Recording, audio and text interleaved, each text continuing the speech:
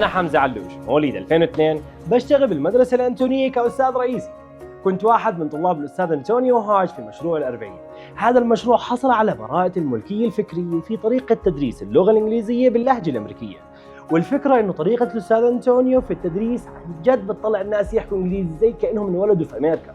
وبعد هيك في 2018 بلشت شغل مع الأستاذ أنتونيو كأستاذ مساعد، وقتها كان عمري 16 سنة. وطبعا انك تكون استاذ بعمر 16 سنه وتوقف قدام الطلاب وتدرسهم وتفهمهم وتقنعهم ابدا ما كان سهل. بس الحمد لله ربنا بعث لي الاستاذ أنتونيو اللي علمني كل صغيره وكبيره في التدريس وبالحياه وكيف اتعامل مع الناس وشو الصح وشو الغلط. Hi everyone, my name is Hamza Alush. I'm a junior applied translation student at Middle East University. I chose this major so that I can get familiar with the types of mistakes people make during the translation process. In fact, language translation itself is a very abstract term. As true, translation should actually be called cultural translation, because through it we discover the cultural meanings of different languages. Language is transmissible and illogical in my opinion, so there's no such thing as language translation. For example, whenever I read a certain text in Arabic or English, I simply transmit what is said from the original culture to its equivalent in the other culture. Boom! Nothing fancy about it. All you need is to be able to match their speech in terms of rhythm, word choice, and structure. It's true that I'm only 21 years old. However, I'm able to speak off the cuff in front of a crowd in total confidence without fear. This is all thanks to Mr. Antonio and Antonio's Way School. Mr. Antonio was there for me from day one. He mentored me, guided me, and taught me everything I know to this day. He saw the best in me and brought it out into this world. I still can't believe that I've gone this far, as I'm currently the supervisor to all assistant and main teachers at the best, greatest, and most amazing place in the world, Antonio's Way School. My dream is to see Antonio's Way School bloom and grow throughout the entire Middle East. On a personal level, although this might seem silly or impossible to achieve, it would be great if I could one day become the head supervisor in all our branches. Now, my success story is unlike any you've already heard. In fact, it has mesmerized people from around the world, as it almost sounds like a fantasy, but what can I say? Antonio's Way School is the place where the impossible becomes reality.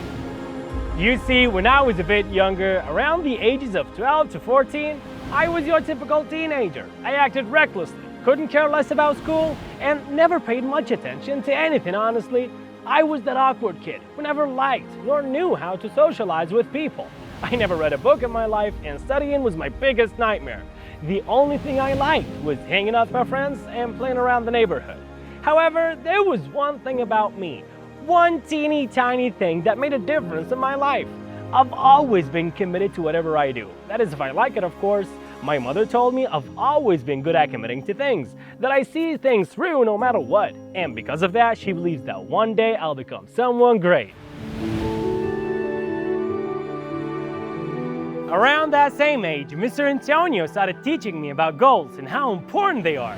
Now, at the ages of 12 or even at 14, it's hard to grasp the true meaning of setting and achieving goals. However, to my surprise, I was able to tick them off one by one, at least to a certain extent. Needless to say, that made me think of how amazingly our brain works. Even if you know nothing about a subject, your brain can program itself to do it. And speaking of achievements, I was able to become great in English at the age of only 15. Pretty cool, huh? So let me walk you through my English learning journey.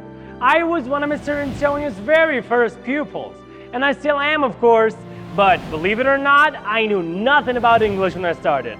I kid you not, I didn't even know the difference between the B and a P sound. Nouns.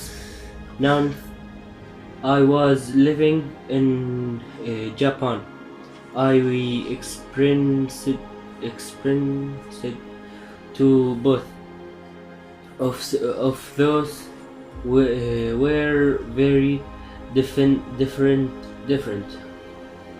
very different from the one idea I would experienced here and also very. I was Catholic up in my apartment watching was on the 50. My efforts at the beginning were on and off, but he was there for me from day one, encouraging, supporting, and helping me navigate my way through the learning process.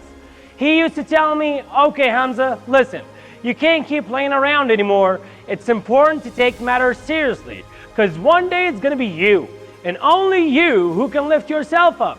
His words hit me, and I was like, this man's got a point. The cool thing is, his types of encouragement weren't only revolving around words. He is a very generous man. He used to shower me with gifts as another source of motivation, and his efforts worked like a charm. He managed to make me love studying like nobody ever had before.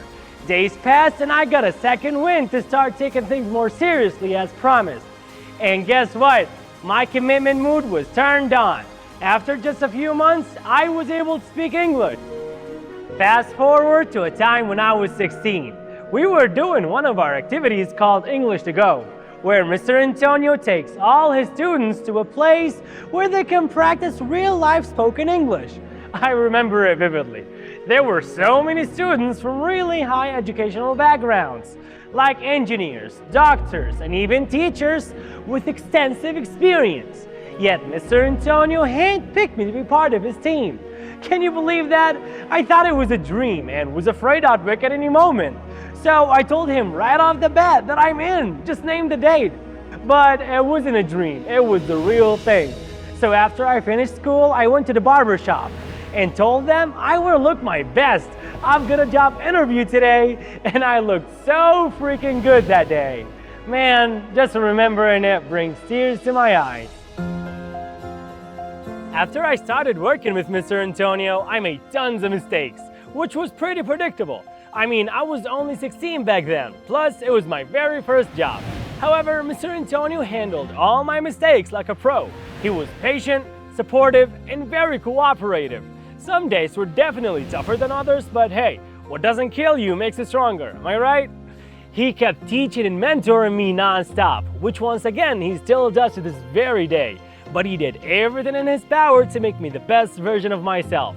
And after lots and lots of training with hard work, he told me I was finally ready to take responsibility for leading a whole class from A to Z as an assistant teacher at just 16 years old.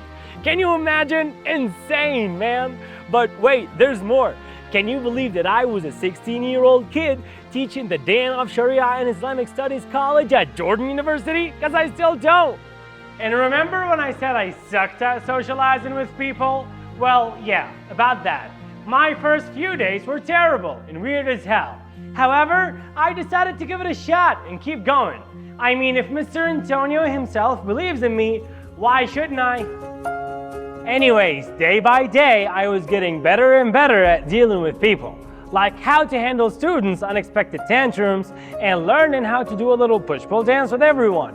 I was of course attending Mr. Antonio's classes, but I wasn't just attending, I was paying attention to every possible detail in class. I was constantly observing and analyzing Mr. Antonio's every move, including the way he speaks and how he represents knowledge.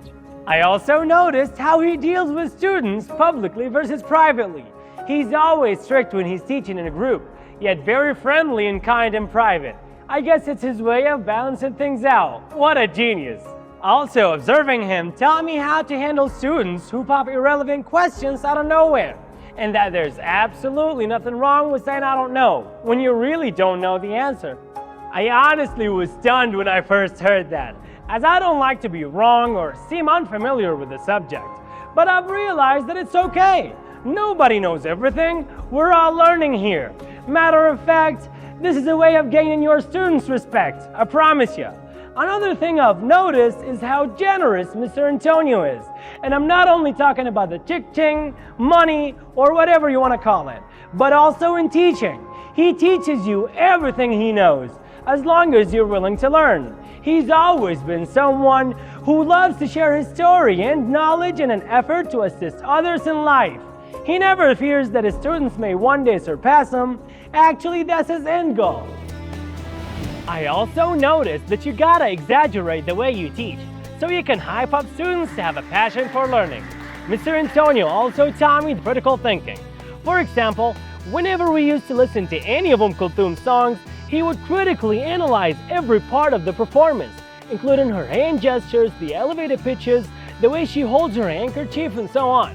Or while having a movie night, he always analyzes characters to the bone. He explains why certain characters think a certain way, the reason behind unexplained actions, their character development, and all that. I'm telling you, he is one of a kind.